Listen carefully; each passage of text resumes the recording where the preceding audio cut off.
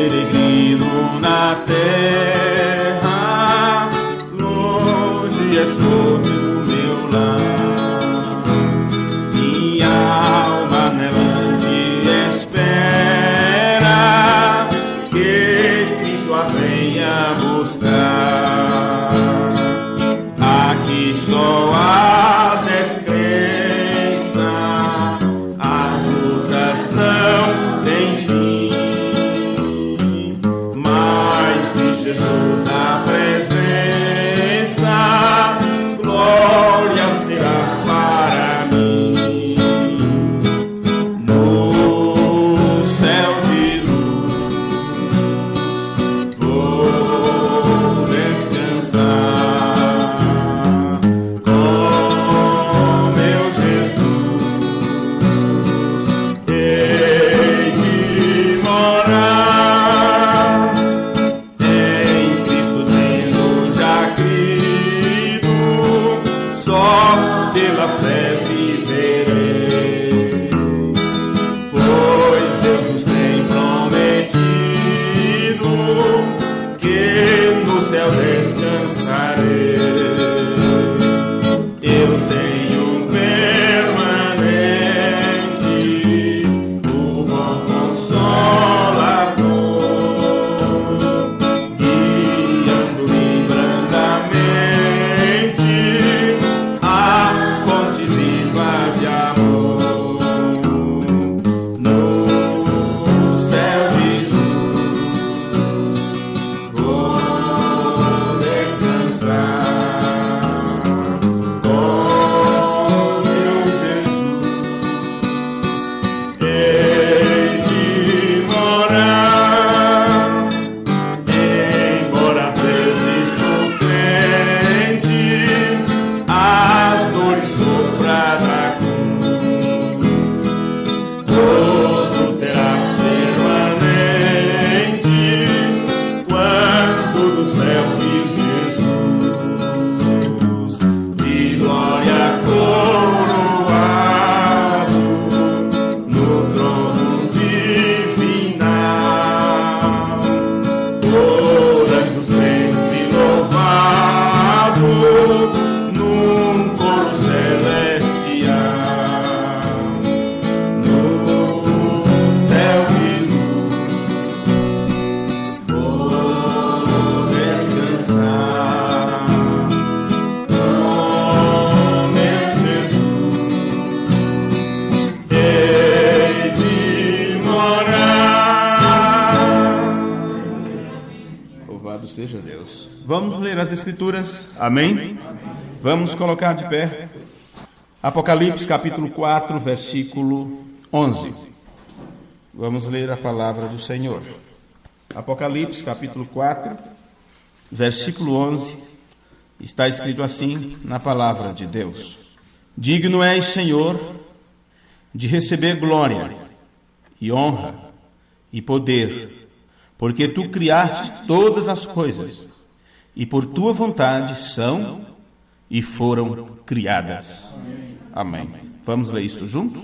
Digno és, Senhor, de receber glória e honra e poder, porque tu criaste todas as coisas, e por tua vontade são e foram criadas. Amém. Oremos mais uma vez. Nosso Senhor, recorremos a Ti uma vez mais em oração. E este é um momento muito íntimo, quando curvamos nossas cabeças, fechamos nossos olhos para falar contigo, para falar como falando a um amigo a quem podemos contar nossos segredos mais íntimos. E podemos fazer isto contigo porque não temos como nos esconder da tua presença. E nada há escondido em nossas vidas que tu não saibas, Pai. E numa hora como esta, sabemos a seriedade desta hora que estamos vivendo, desta hora quando lemos a Tua Palavra e quando nos congregamos em torno da mesma para comer a nossa porção, para nos alimentar daquilo que o Senhor está nos dando agora. No nome de Jesus Cristo, Teu Filho, pedimos que o Senhor tenha misericórdia de cada um de nós E se antes da fundação do mundo tu nos elegeste e nos preparaste para este momento, para revelar-te a nós através de tua palavra, então estamos confiantes que nesta hora tu falarás conosco e abrirás os nossos ouvidos e os nossos entendimentos espirituais serão abertos para compreendermos mais da tua face, mais da tua presença.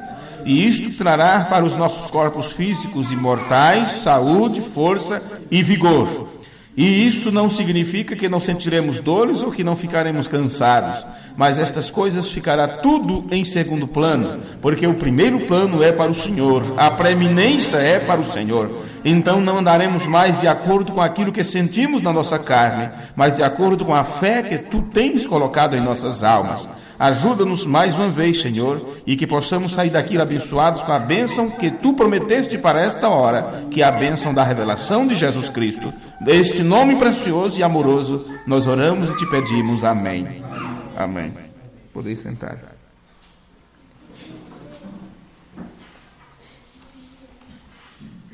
Este é o culto de número 3 na nossa minissérie sobre oração. Tivemos já 2 cultos sobre este tema, sobre este assunto, sendo que o culto de número 2, 15 minutos antes de entrarmos falando sobre oração, entramos muito em coisas no nosso dia a dia, na nossa vida pessoal, e aquilo eu ouvi tudo outra vez esta semana, e até já falei para alguns irmãos que eles, por favor, ouçam outra vez, ouçam de novo, porque aquilo foi diretamente para cada um de nós, um alerta para cada um de nós. Eu acredito que depois desses cultos, nós pensaremos bem diferente, muitas coisas que achamos que estão certas, quando na verdade não estão. E uma das coisas que aprendemos foi sobre o cuidado que nós devemos ter a respeito das pessoas que nos pedem oração. E eu lembro que eu disse que teremos que ter cuidado, porque as pessoas que insistem em viver contrariando as Escrituras, as pessoas que insistem em dar as costas para a palavra, elas sabem que precisam de Deus, mas não têm confiança de se chegar a Deus para pedir alguma coisa, porque Deus não os ouve. Ele disse: não é que eu esteja com a mão encolhida para que não possa abençoar, nem tampouco estou com meus ouvidos, vamos dizer assim, tapados, para que a ponto de não poder ouvi-los. Então, se algo não está chegando até as pessoas, ele disse: é a vossa iniquidade que faz separação entre vós e o vosso Deus. Então, ele disse que só ouviria aqueles que se humilhassem diante dele. Primeiro ele disse: se o meu povo que se chama pelo meu nome, então é um povo que reconhece o nome de Deus. E nós fizemos uma junção disso com o Pai Nosso, mostrando para vocês que o Pai Nosso não é a oração que deve ser feita, mas é o modelo de oração que se deve fazer. Isso é uma diferença muito grande. E já que eu falei sobre o povo que conhece o seu nome, está bem registrado quando Jesus ensinou-nos como orar. Ele disse: santificado seja o teu nome. Então, estas pessoas que sabem que o nome de Deus é para ser reverenciado e adorado, porque só Ele é santo, só Ele é santo. Então, este povo, ele precisa buscar a face do Senhor, se arrepender dos seus maus caminhos. Só depois disso é que ele disse: aí sim eu poderei ouvi-los, eu abrirei a janela do céu, eu sararei a vossa terra, eu curarei vossas enfermidades, eu responderei vossas orações. Então, o que nós temos aprendido é isto, que se você tem procurado viver de acordo com a palavra de Deus e tem procurado a vontade de Deus sobre sua vida, existem bênçãos, benefícios da parte de Deus para você, que o reconhece como Pai. E foi daí que nós partimos no segundo culto. Pai nosso que estais no céu, Deus te reconhece como filho, no meio de todos os outros que o chamam de Pai. Todos chamam Deus de Pai. Mas Deus só reconhece aqueles que saíram de suas entranhas, aqueles que saíram de seus lombos. Assim como o filho unigênito que saiu do seio do Pai, E uma vez que ele saiu do seio do Pai, ele tinha um compromisso, ele tinha uma missão, era fazê-lo conhecer. O Filho unigênito que saiu do seio do Pai, este o fez conhecer. Então, se você também saiu de Deus, e a tendência automaticamente é esta, é voltar para Deus. Então, enquanto você está nesta dimensão humana, mesmo nesta carne frágil, fraca, neste processo, Deus te reconhece como filho. Existe uma prova de DNA, do DNA de Deus, e quando isso é buscado a fundo, mostra que você tem o mesmo gene de vida. Vê? Porque disso se trata da vida. A vida, ela se multiplica. Uma célula, ela se abre para mais outra célula. E dessa aqui, mais duas, e assim sucessivamente. Então, você é parte de Deus. Então, o gene de Deus é passado através de você. E você, então, quando você faz isso aqui na terra, você não faz outra coisa a não ser fazer a Deus conhecido. Do mesmo jeito que o seu irmão maior, Jesus Cristo, que saiu de Deus, o fez conhecer. Então, quando isso acontece, Deus reconhece você como filho e você reconhece a Deus como pai. E quando eu preguei isto no culto anterior, naquele mesmo instante, eu pensei muito a respeito do que eu estava vos falando, do que eu estava vos dizendo. E o que nós mais encontramos no processo natural, ou na vida natural, são filhos sem pais, porque os pais não os reconhecem. E chamamos isto de uma forma mais ampla de filhos ilegítimos, filhos bastardos, ou filhos da prostituição, melhor dizendo. Então, não se sabe quem é o pai, ou o pai não reconhece como filho. E reconhecer como filho não é apenas colocar em um papel, o papel se rasga e se desfaz, e todas estas coisas. Tem muito mais atrás disso, por trás disso. Então, os filhos de Deus, Deus os reconhece como filho, e esses filhos precisam reconhecê-lo como pai, senão não manifesta o pai aqui na terra. Senão não expressa a soberania do pai, a vontade do pai, o desejo do pai, a unção do pai. Outras coisas poderíamos dizer, a avaliação do pai, o juízo do pai, a mente do pai, porque se você não aprendeu do seu pai, como você vai levar adiante o aprendizado? Vê? A experiência do pai é passada para o filho, e o filho vai passar aquilo adiante para os outros filhos, para a geração futura. Mas se você não aprendeu do seu pai, então você não vai passar aquilo, passará outras experiências que você aprendeu com terceiros.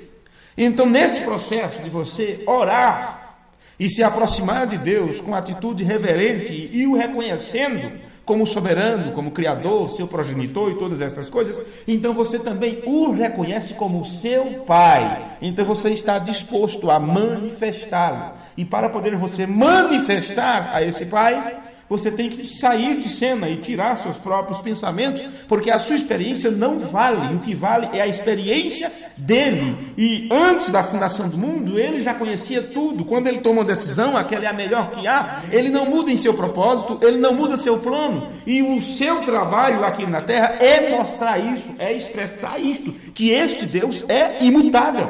Vê? Se este Deus é imutável, e você sabendo que ele não muda em suas atitudes, então foi feita a pergunta para vocês: por que ainda temos que orar, se sabemos que o que ele estabeleceu, ele vai levar até o final, ele vai acabar até o final? Então aprendemos também que as nossas orações não são para mudar a mente de Deus, ou a vontade de Deus, ou o plano de Deus. As nossas orações são para que nossa vontade seja mudada, para que Deus mude nossa vontade, para que Deus nos dê sabedoria, conhecimento, humildade, para que possamos nos humilhar a esse Deus e colocar a nossa vontade abaixo da vontade dele. Aí você poderá estar orando do jeito, do modelo que Jesus ensinou. Pai nosso que estais no céu. Você o reconhece como seu pai. Vê? Então, se você o reconhece como seu pai, você o obedece. Senão você é um bastardo, você é um ilegítimo e não aceita a correção do pai. Não é só o pai reconhecer o filho o filho também precisa reconhecer o pai. E nessa fase de reconhecer, você se submete, o tem como superior a você. E Jesus nos deu esse modelo, dizendo: o pai é maior do que eu. Amém? Então aí está. Onde você leu no livro de Apocalipse, diz: digno és, Senhor. Só Ele é digno. Aqui você está mostrando a soberania desse Deus. Somente Ele é digno de receber glória, honra, poder, porque Tu criaste todas as coisas. Então aqui você vai entender que a plantinha que você come, o tomate que vem na sua mesa, aquilo não foi feito como iguaria para satisfazer teus desejos, para poder você sentir bem. Todas as coisas que existem, você vai entender que isto foi feito por sua vontade. Apenas isto. Porque Ele fez um elefante tão grande e tão pesado, e uma formiguinha tão pequena e insignificante. Isto é com Ele.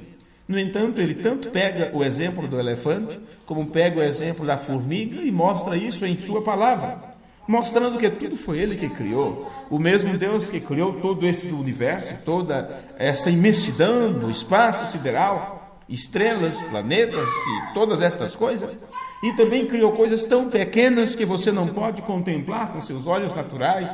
Você precisa de um microscópio para aumentar centenas e milhares de vezes para poder ser enxergado como uma sombra que se move. Vê? O mesmo Deus que criou todas as coisas. E por que Ele fez assim? A Bíblia diz: porque Tu criaste todas as coisas e por Tua vontade são e foram criadas. Vê? Por Tua vontade elas existem. Por isso diz: por Tua vontade são. Vê? E por Tua vontade elas foram criadas.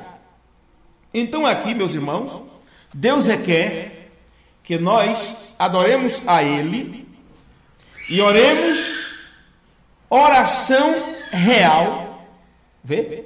Como um ato de adoração. Quando você ora a Deus, não importa se é aos pés do altar, ou em seu quarto, ou no trabalho, ou no transporte, ou dirigindo, ou seja o que for, oração real é um ato de adoração. Então, neste culto, nós vamos ficar com algumas coisas sobre oração. Aprendemos por que você ora. Orar, quando você começa a falar com Deus, é um ato de adorar a Ele, tão quanto é a prostração da alma diante de Deus. Orar é um ato de adoração, o tanto quanto a sua alma se prostra diante dele. Orar é um ato de adoração a Deus, tão quanto é louvar seu grande e santo nome. Digno és de receber honra e força, poder e glória. Disso se trata adoração. Então, quando você ora, você simplesmente não chega e diz: oh Deus, olha, Tu sabes como é que eu estou. Estou todo quebrado, estou arrebentado, estou isso, estou aquilo. Isso não é oração. Oh Senhor, sabe, meu filho, misericórdia. Isso não é oração.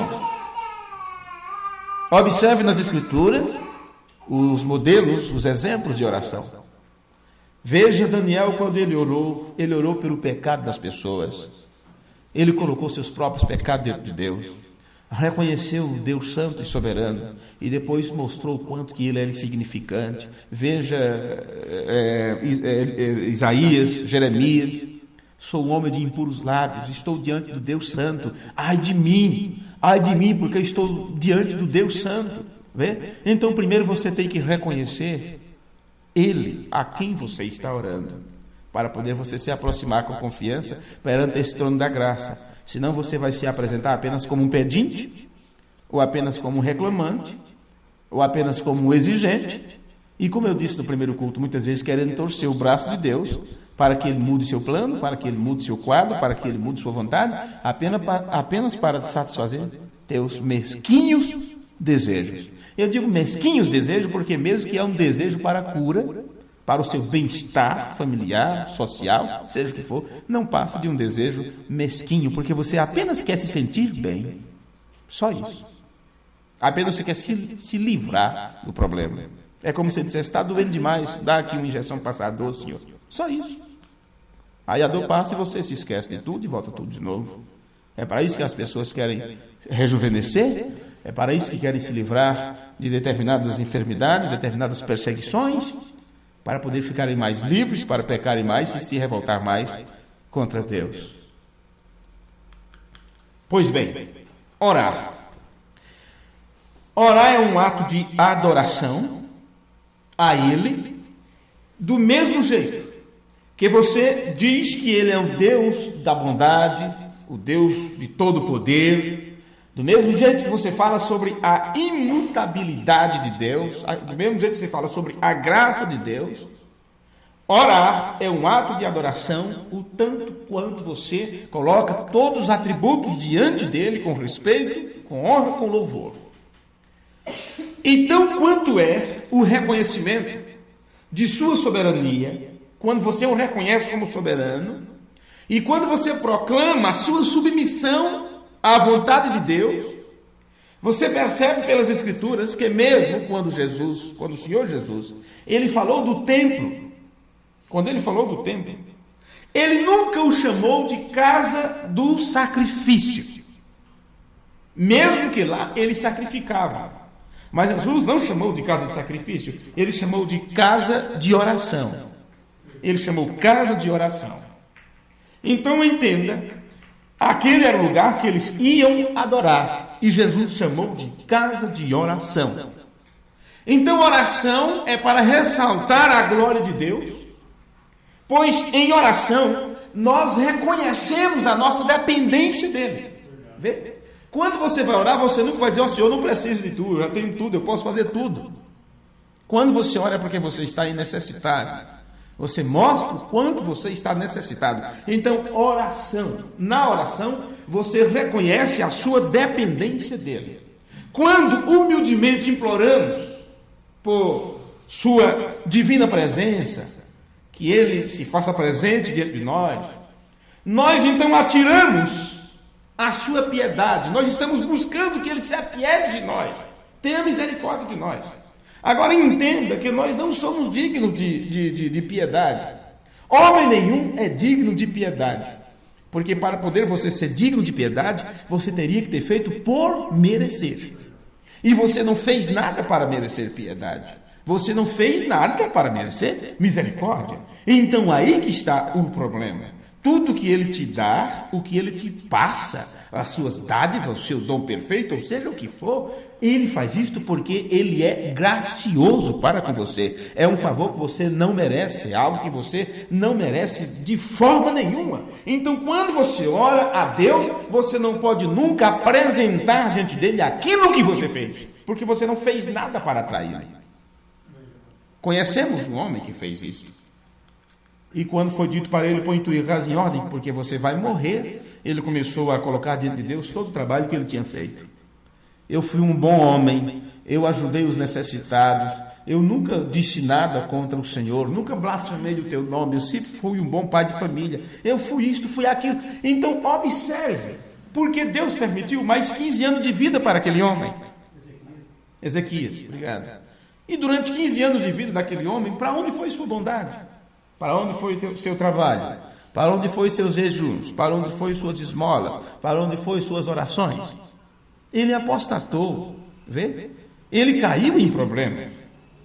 Mostrando a você, para que você possa entender que nada do que você faça pode atrair para você a graça, a bênção, a misericórdia, ou seja o que for que Deus tenha para seus filhos. Ele tem e é para você, mas você tem que saber que você não merece nada do que ele te dá. Vê? Aí ele disse, qual pai de família que quando seu filho pede um pão, ele dá uma pedra, ou quando pede um peixe, ele dá um escorpião, ou vice-versa? Quem de vós faz isso? Se vós, sendo mau, sabeis dar boas dádivas aos vossos filhos, quanto mais o vosso Pai Celestial vos dará o Espírito Santo àquele que o pedir. Então, se é pedir, e Jesus disse pedir e dá-se-vos-á, peça o Espírito Santo. Comece a pedir pelo Espírito Santo. É assim que o mundo pentecostal tem feito. Desde há muitos anos atrás, eles têm buscado e pedido o Espírito Santo. E diga-me, que tipo de Espírito Santo foi que eles receberam até hoje? Porque até hoje eles não conseguiram encontrar o caminho, e até hoje eles não conseguiram encontrar a palavra. E que Espírito Santo é esse que não os guia para a verdade? Vê? Aí você diz, mas eu não tenho o que pedir? Sim. Mas como você pode receber o Espírito Santo, se o Espírito Santo vem a você para ter domínio sobre as nossas vidas, para ter preeminência sobre as nossas vidas? E como você vai receber esse Espírito Santo se você não rende sua vontade a Ele? Então, quando você ora e reconhece Ele como Pai que está no céu e que tem o nome santificado, e você sabe que tudo depende dele, então tudo que você pedir tem que ser de acordo com a sua vontade para poder você receber. Então, com isto, tira de letra qualquer mérito próprio. Vê? Tira de letra qualquer bondade própria, qualquer coisa que você possa fazer ou não fazer. Então, observe essas coisas. No livro de Tiago, vamos ler um pouquinho aqui, Tiago capítulo 1, versículo 17. Vamos ver isso aqui.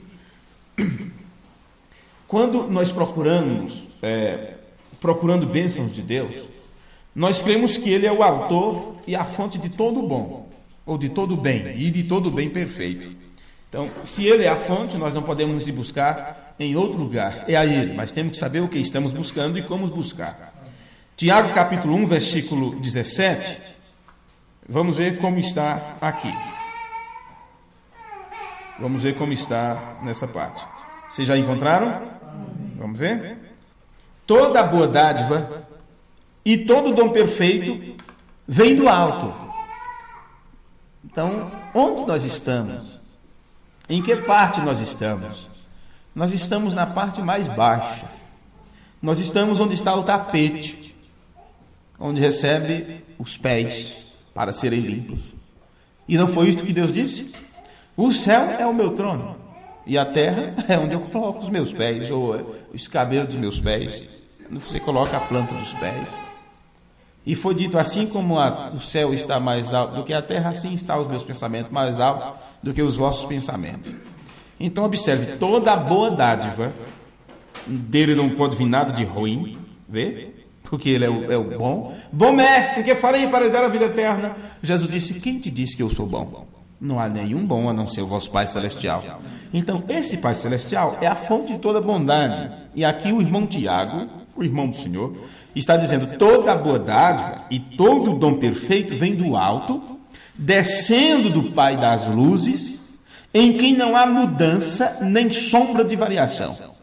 Se deste, que é o doador de todo o dom perfeito, não há mudança, então, se ele estabeleceu que você vai passar por uma determinada trajetória, não adianta você querer passar por outro caminho, não, porque vai ter que ser por aquele. E se naquele caminho tem pedras e espinhos, não queira colocar atalho ou colocar galhos por cima, não. Jonas tentou fazer e não deu certo. E Jesus Cristo, ele pensou então também em fazer diferente. Quando ele viu o que estava para acontecer com sua vida e tudo lhe foi mostrado ali, ele disse, Pai, se possível, passa de mim isto. Se possível, passa de mim este cálice. É muito amargo para ser bebido. Agora, não foi o mesmo que disse antes, quando, acredito que a mãe, a esposa de Zebedeu, fez um pedido para ele, dizendo, mestre, quando te assentares no teu reino, permita que meus 2 filhos se assentem na tua mesa, um à direita e outro à esquerda. Jesus disse assim, dura coisa pediste, mas estão dispostos a beber o cálice que eu tenho que beber? Ele sabia que ia passar por um período terrível na sua existência terrena, mas saber que você vai passar é uma coisa. Alguém diz, olha, eu acredito que vou passar uma luta muito grande. Deus está me mostrando que vou passar uma luta muito grande. É muito fácil você perceber isso, está lá na frente. Mas quando você estiver naquela luta, então vamos ver como é que você vai se comportar, né? Vamos ver como é que você vai se comportar. Então, numa hora, quando o Filho de Deus estava vivenciando o problema, ele disse, se possível, passa de mim este cálice. Vê? E não é assim que nós fazemos constantemente? Me livra disso, me tira daquilo. Constantemente estamos em um Getsemane, constantemente estamos em situações complicadas. E como é que agimos? As pessoas estão ensinando para que você determine e não aceite isto. Os religiosos estão dizendo, não aceite essa vida de miséria. Não aceita esta vida de pobreza, como se todos tivessem que ser ricos. Por isso que eles não querem o evangelho, o verdadeiro evangelho, porque aos pobres foi designada a pregação do evangelho, porque esses não têm recurso, esses não têm nada, esses não têm por quem esperar, esses não têm poder de fogo, vamos dizer assim. Eles são constantemente dependentes do poder, do amor, da compaixão, da misericórdia, da fonte da bondade. Eles estão dependentes disso. Vê? Mesmo que o sistema público de saúde esteja da melhor forma possível para te atender, eles não darão jeito à tua necessidade e à tua dor. Poderá ser apenas um disfarce por alguns dias, mas você volta a sentir dor de novo. E se eles conseguem te livrar de uma enfermidade, diagnosticar antes, de passar remédio, e você contorna aquilo, aí você sabe que amanhã ou depois aquilo volta pior, ou você vai sentir dor e cansaço de uma coisa bem pior do que aquela. Vê? Então, estas pessoas que não têm tanto recurso enquanto estão aqui na terra, eles sabem que têm que procurar isso de Deus. Eles têm que procurar isto de Deus. E se Ele é o Deus da bondade, em quem não há sombra de variação, está dizendo que Ele não tem mudança, não há mudança. Então, entenda que se esse Deus a quem você tem que pedir as coisas, e esse pedido terá que ser segundo a sua vontade, então se eu digo, Senhor, esse mês não dá para me pagar o aluguel, não dá para me pagar a luz, a coisa fechou, as portas fechou, em nome de Jesus, abre estas portas. Tudo bem que eu disse em nome de Jesus, eu tenho confiança naquilo. E se Deus disse assim, eu vou fechar mais uma? Está querendo que eu abra, mas eu vou fechar mais uma, porque essa é a minha vontade. O que é que você vai fazer? Se Deus não responde a oração, e aquela coisa, eu acho que eu perdi a fé, e começa por aí afora, e o diabo começa a trabalhar naquilo, daqui a pouco você está como os demais que não têm esperança. Mas Deus nos mandou um profeta nesses últimos dias, e o que Ele nos ensinou? Você está tão enamorado dele.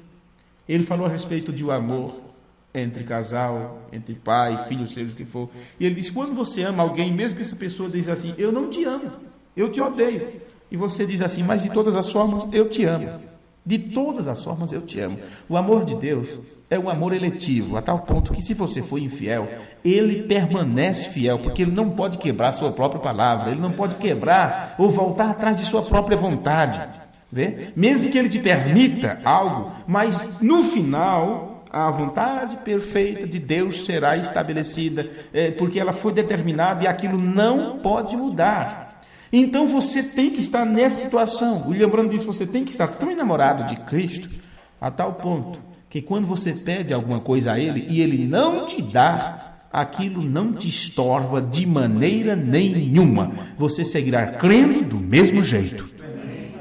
Vê? Isto é o segredo que está estampado nas Escrituras. E quando você lê a Bíblia, você simplesmente lê, mas você tem que entender o que está por trás dessas palavras. Quando William Branham diz, quando você pede e Deus não te dá, tem um motivo por que Ele não te deu. E está aqui onde estamos lendo.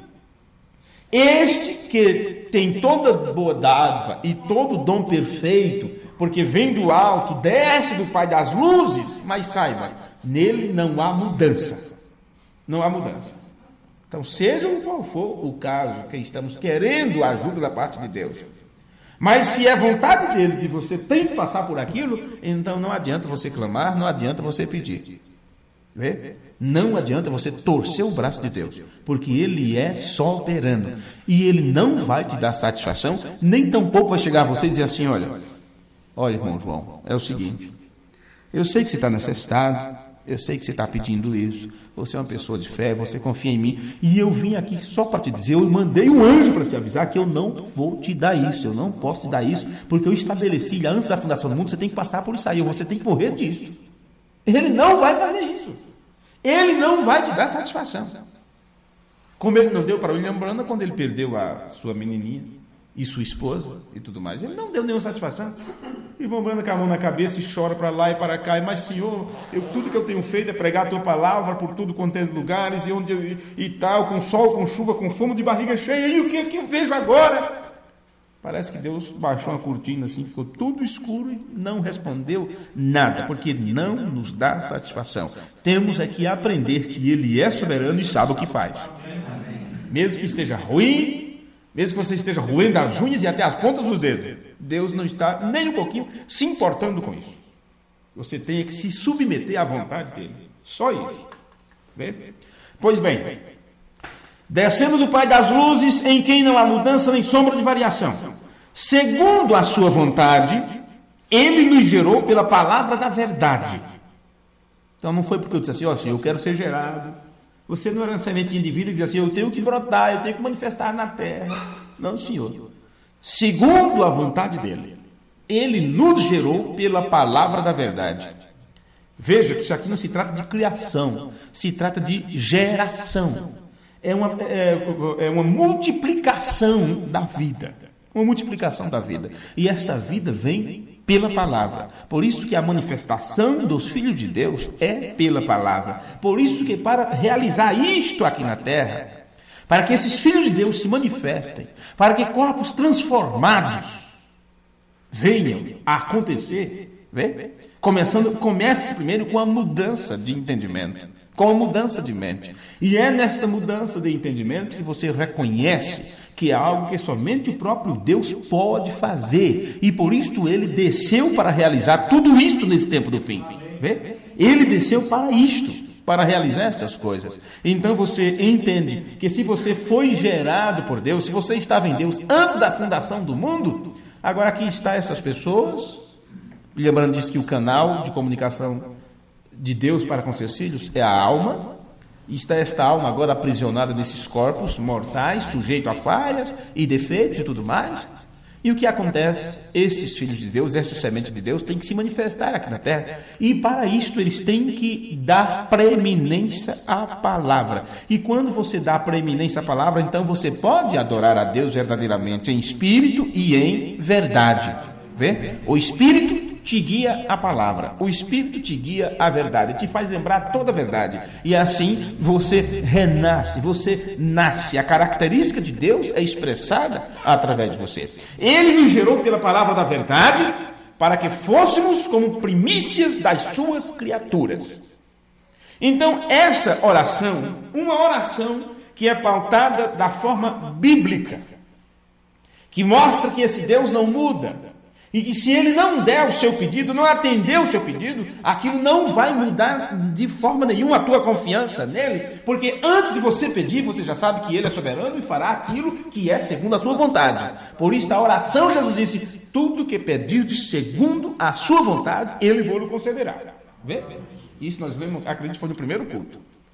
Vê? Então essa oração traz glória a Deus. Vê? Ou dá a ele honra.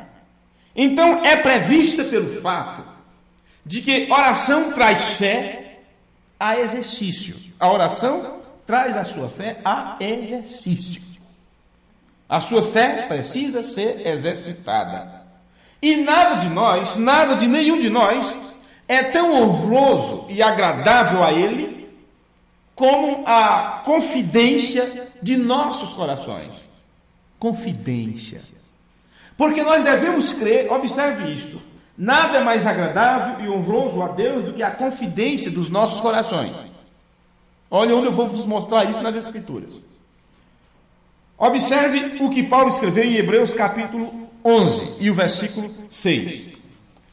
Hebreus capítulo 11, versículo 6 está escrito assim: ora, sem fé é impossível agradar-lhes. Quantas vezes você leu isto? Quantas vezes você leu isso nas Escrituras?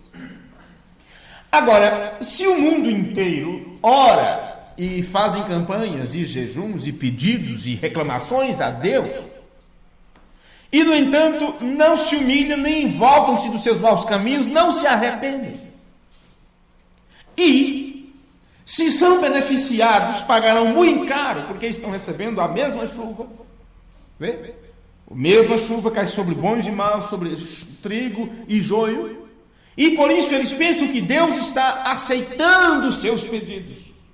Quando na verdade eles estão sendo suportados com paciência. É o que a Bíblia diz. Esses vasos da ira são suportados com paciência. E são guardados como tesouro para o grande dia da ira do Deus Todo-Poderoso. Vê? Veja isso. Você então percebe que todas essas pessoas querem obter benefícios de favor diante de Deus, mas, no entanto, não estão nem um pouco preocupados se estão adorando da forma correta, se pedem da forma correta, se reconhecem esse Deus, se Deus os tem como filho verdadeiramente ou não. Eles não estão preocupados com isso. Não, senhores. E aqui você leu algo que diz: ora, sem fé é impossível agradar-lhe. Então as pessoas querem exercitar a sua fé, dizendo: Senhor, eu determino que tu tens que me dar isso, tem que fazer isso, e eles acham que isso é ter fé. Então, digamos, uma campanha que é feita de 3 meses, eles acham que é persistir com fé. Isto por quê? Porque eles não sabem o que é fé. E por isso Deus não se agrada deles. Suas orações não são como um cheiro suave diante de Deus. Não, senhores. Mas aqui estamos aprendendo que Deus se agrada, se estamos falando sobre oração e mostrando isso nesses versículos da Escritura que você tanto leu, tanto aprendeu sobre isso. Mas agora observe por esse prisma. Sem fé é impossível agradar a Deus. Agora você sabe o que é fé, não sabe? Você sabe o que é fé. O profeta do Senhor nos disse que fé é o quê? Revelação. Agora, o que é revelar? Revelar é manifestar, é se fazer conhecido. Então, Deus te deu a fé correta sobre as coisas. Vê? Deus te deu a revelação correta. Então, sem a verdadeira compreensão, sem o verdadeiro entendimento, você não pode agradar a Deus. Por isso que, sem o verdadeiro entendimento, seu pedido é um pedido egoísta. E a Bíblia diz: pedi e não recebeis, porque pedis mal. Por que pede mal? Porque pede sem fé. E como é que se pede sem fé? Pede sem conhecimento de causa, pede sem ter entendimento, sem ter a revelação do que Deus exige de cada um de nós. E o que Deus exige de nós é que nós o reconheçamos como soberano e que Ele não muda, vê? Que Ele é o Deus imutável e que Ele fará tudo segundo a sua vontade e que os nossos pedidos não devem ser apenas porque estamos necessitados. Vê? Mas o nosso pedido é: Senhor, eu estou em necessidade, mas se for a tua vontade, eu sei que tu me concederás isto. Mas se não é a tua vontade, então me ensina a me submeter à tua vontade, porque eu sei que a minha não vale nada. Aí Deus se agrada, porque aí você está fazendo isto com fé, que é revelação. Vê? Porque é necessário que aquele que se aproxima de Deus, estamos falando de oração, vê? Aquele que se aproxima de Deus, creia que Ele existe e que é galardoador dos que o buscam. Bem, se Deus é galardoador daqueles que o buscam, então Ele está galardoando todo mundo, porque todo mundo diz que está buscando a Deus. Então a Escritura não pode ser quebrada. E quando você vê essa Escritura dizendo que Ele é galardoador dos que o buscam, você veja que no primeiro culto, faça a junção daquele primeiro culto onde foi dito assim: se o meu povo, que chama pelo meu nome, buscar a minha face, vê? Se arrepender dos seus maus caminhos e buscar a minha face. Então não é simplesmente buscar a Deus. O mundo inteiro está buscando a Deus. Essa busca a Deus, você sabe que você não busca a Deus, é Deus quem te busca. Essa busca a Deus é o primeiro: reconhecer a sua autoridade. Vê? Buscar a sua face. Agora, como você pode buscar a face de Deus tendo Ele como qualquer coisa? Como você ficaria na presença de Deus? Como você fica diante da pessoa que você gosta? Como você se comporta diante da autoridade? Daquele que é uma autoridade diante de você? Como você se comporta? Qual é teu comportamento diante de Deus? Então, o que é buscar a Deus? As pessoas não sabem o que é isso.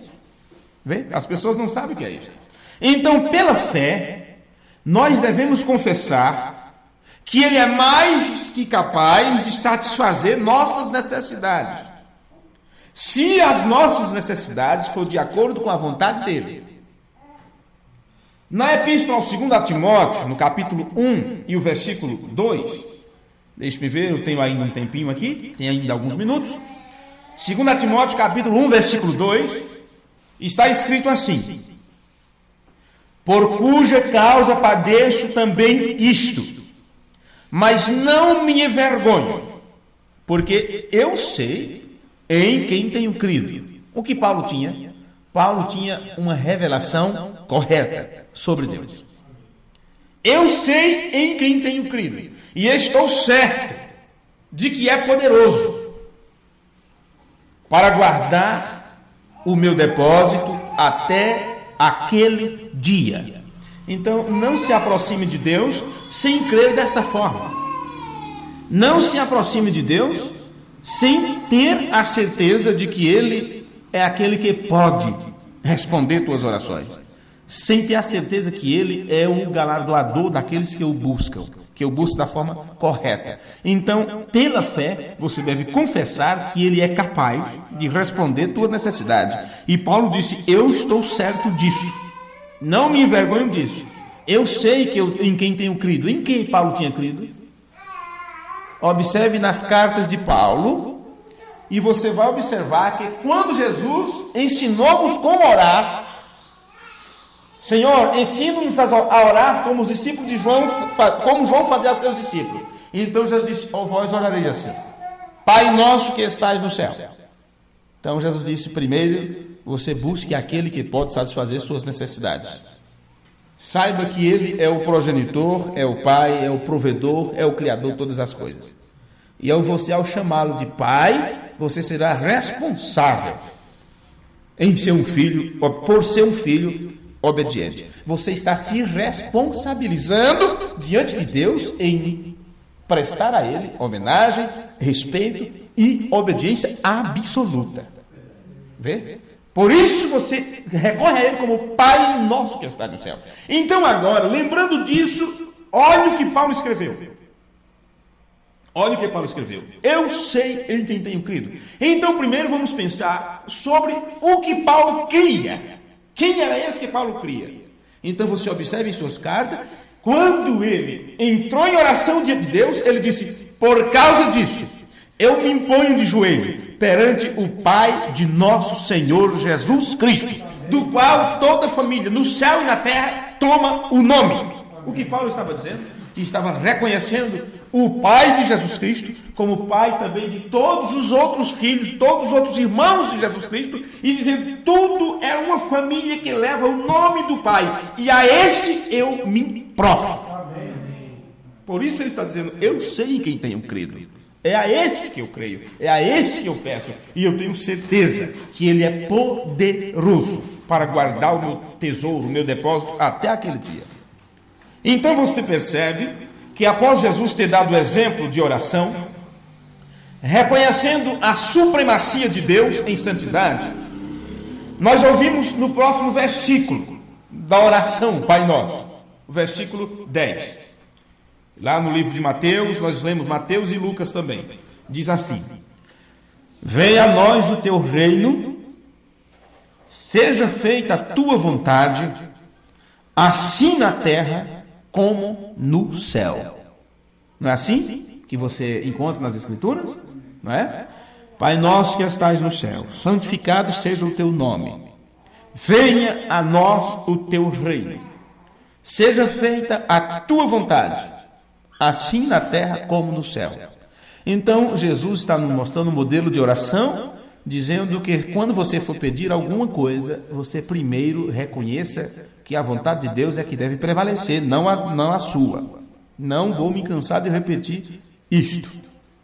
Então, observe que quando você diz, a tua vontade seja feita, diz, assim na terra como no céu. Outra versão da Escritura diz assim, assim na terra como é no céu. Tua vontade seja feita assim na terra como é no céu. Como é feita no céu. Porque parece que é só na terra que é a vontade de Deus não tem a preeminência.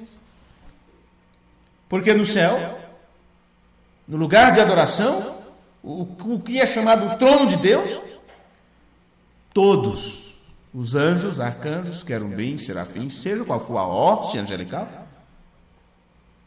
prostra-se diante dele. E o linguajar é o quê? É o linguajar do Pai Nosso. Não é santificado seja o teu nome? O linguajar é santo, santo, santo é o Senhor Deus Todo-Poderoso. Vê? Este é o linguajar do céu. E lá não existe um movimento, um bater de asa, um piscar de olhos, um movimento sequer, um relâmpago, um raio, ou seja o que for, como você vê toda aquela simbologia do Apocalipse, você não vê nada daquilo sem que seja a vontade dele, o desejo dele, o querer dele.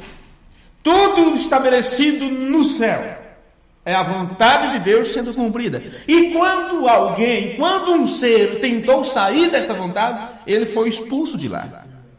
Ele foi expulso de lá, porque ele quis colocar a sua própria vontade, o seu próprio interesse, o seu próprio pensamento, mostrando para você que quando você colocar o seu desejo, o seu pensamento, a sua vontade, você também será expulso da presença desse Deus. Vê? Você já não estará mais em sua presença, porque você não estará reconhecendo a vontade dele como supremacia, como a que tem que ter supremacia, soberania na sua vida. Então, aí está. Venha a nós o teu reino, seja feita a tua vontade, assim na terra como é no céu. Em outras palavras, tua vontade e tua vontade somente. Vê? Somente isto. Tua vontade somente reinará suprema. Então, Senhor, ajude minha vontade a se alinhar com a tua vontade. Observe, se no céu a tua vontade está estabelecida, e eu estou aqui na terra, então seja feita a tua vontade aqui na terra, assim como é no céu. Isso significa, eu reconheço a tua vontade como a que reina suprema, então alinha a minha vontade com a tua vontade. Ele nunca disse, seja feita a minha vontade, mas Jesus disse, tua vontade. Ele falando isso com relação ao Pai. E em Efésios capítulo 3, versículo 11, nós encontramos que o propósito de Deus é eterno. Se o propósito é eterno, não há mudança neste propósito. Vê? Efésios capítulo 3, versículo 11. Segundo o eterno propósito que ele fez em Cristo Jesus, nosso Senhor. Então não tem como mudar esse propósito. Ainda Paulo, escrevendo em Efésios capítulo 1, versículo 11, ele disse, nele digo, em quem também fomos feitos herança, havendo sido predestinados, conforme o propósito daquele que faz todas as coisas. Olha, Paulo está dizendo, fomos predestinados conforme, de acordo, segundo, vê? Fomos predestinados conforme o propósito, de acordo com o propósito, segundo o propósito daquele que é Deus, que faz todas as coisas. E como é que ele faz? Para agradar Maria, para agradar João, para agradar José, para agradar Rosendo, para agradar quem quer que seja, segundo o conselho da sua vontade. Isso está estabelecido e não pode ser mudado. Então, se nós somos predestinados de acordo com o propósito eterno dele, que trabalha todas as coisas juntas para a sua glória e para o nosso bem, então só faria sentido para nós que iríamos querer coisas a serem trabalhadas em nossas vidas que ele planejou para nós. Eu não sei se vocês entenderam o que eu acabei de dizer agora. E então, por isso, eu vou repetir aqui. Se somos predestinados segundo o propósito eterno dele, que trabalha todas as coisas juntas para a sua própria glória, e se é para a glória dele, é para o nosso bem, porque somos seus filhos, por isso o Pai é glorificado no Filho. Vê? Então, só faria sentido para mim, só faz sentido para você, alguma coisa para as nossas vidas, se isto foi trabalhado nele, segundo a sua vontade, para começar. Então você pode ter confiança que todas estas coisas, de alguma forma, trabalharão justamente para o nosso bem. Quando Paulo disse todas as coisas contribuem para o bem daqueles que amam a Deus, Paulo está dizendo assim, olha, não importa o que aconteça no mundo, não importa o que aconteça na vida das pessoas, não importa o que aconteça com a igreja, não importa o que aconteça nesse tempo, quando a eternidade abriu uma pequena brecha e o tempo foi estabelecido. Não importa o que aconteça. A vontade de Deus será feita. E se a vontade de Deus for ter a preeminência sobre a sua vida, então tudo trabalhará para o bem daqueles que amam a Deus. Esses que amam a Deus não estarão buscando seu próprio desejo, sua própria vontade. Mesmo que isso aqui é bom para mim, mas não é para Deus, então Deus tirará aquilo de mim. Deus me ensinará a me submeter à sua vontade. E aí tem a mensagem: humilha-te. Humilhai-vos, portanto, debaixo da potente mão de Deus, para que no tempo próprio Ele te exalte. Então você ficará humilhado, em necessidade que não foi respondida, dor que não passa, problema que não se resolve, e você não tem nada a ver com isso. Você seguirá crendo do mesmo jeito, obedecendo do mesmo jeito, e esperando o momento de Deus te colocar no patamar mais alto para que você seja aplaudido. Você vai perceber que no final tudo contribuiu para o seu bem. Tudo. E aquilo que foi tão ruim? Você estava muito áspero. Então Deus coloca uma lixa bem grossa na grande lixadeira, né, do universo, e aquilo começa a polir, dói, arranca pedaços para todo lado, e faz uma poeira e tal, e sai faísca, e você reclama e tal, e perde até muitas coisas.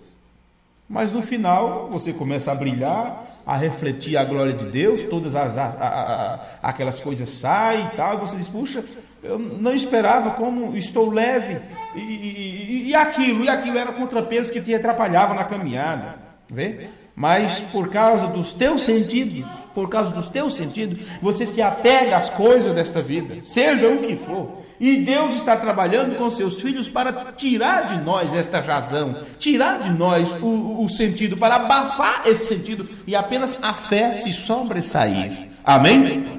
Então entenda isto: só faria sentido para nós que iríamos querer coisas a serem trabalhadas em nossas vidas se estas coisas foi Ele que planejou para começar. Se não foi Deus que planejou, então essas coisas não nos servirão. Então, sabendo e confiando que todas as coisas de alguma maneira trabalharão justamente para o nosso bem, vê? Coloquemos-nos de pé, para que eu termine dizendo para vocês as palavras do primeiro mensageiro, o apóstolo Paulo. Em Romanos capítulo 8, versículo 28, ele disse: e sabemos que todas as coisas contribuem juntamente para o bem daqueles que amam a Deus, daqueles que são chamados segundo o seu propósito, porque os que dantes conheceu também os predestinou para serem conformes à imagem de seu Filho, a fim de que ele seja o primogênito entre muitos irmãos. E aos que predestinou, a estes também chamou, e aos que chamou, a estes também justificou, e aos que justificou, a estes também glorificou. Que diremos, pois, a estas coisas? Se Deus é por nós, quem será contra nós? Amém? Oremos. Pai bendito, soberano Senhor, humildemente diante de Ti nesta hora, nós estamos agradecidos, Pai, agraciados com a graça que Tu tens dispensado para nós através da Tua palavra, sabendo que é por fé, que é revelação. Então nós aguardamos a cada dia o Senhor acrescentar a nossa fé, acrescentar revelação sobre revelação, e amanhã saberemos um pouquinho mais do que hoje, e assim vamos caminhando um passo de cada vez, mas que cada passo seja dirigido pelo Senhor, e que seja iluminado o nosso caminho pela Tua palavra, Pai. No nome de Jesus Cristo, Teu Filho, nós reconhecemos que Tu, como mesmo ontem, hoje e eternamente, e estás cuidando dos Teus filhos como sempre cuidaste no passado, e nunca deixaste o Teu povo sem uma luz para iluminar suas vidas. E agora, Senhor, nesses últimos dias, Te agradecemos por Tua presença sobrenatural e maravilhosa, quando Tu mesmo tens vindo para alimentar Teus filhos, como apresentaste no tempo passado para Abraão, na forma de Melquisedeque, lhe deste pão e vinho. E agora Tu continuas fazendo isto no nosso meio, desde que se manifestou o Filho do Homem aqui na terra, desde que o próprio Deus tem vindo trazendo para nós isto, trazendo para nós o espírito de conhecimento, de sabedoria e de revelação de Deus mesmo. E assim, tu nos alimenta com a tua palavra, que é o pão da vida, e sempre nos dá o vinho, que é o estímulo da revelação. E assim estamos constantemente em comunhão com o Senhor. Qualquer coisa, Senhor, que tente nos tirar desta comunhão, todo pensamento, todo desejo humano, todo desejo da carne, nós pedimos que o Senhor tenha misericórdia e nos perdoe, e que o sangue de Jesus Cristo, teu Filho, possa nos purificar de todo pecado e de toda injustiça, para que possamos continuar sempre na luz da tua palavra, tendo comunhão com o Senhor e tendo comunhão uns com os outros. Ajuda teu povo, Senhor, os irmãos aqui presentes, esse pequeno grupo de pessoas que com humildade vem aqui para juntos nos alegrarmos com a tua palavra.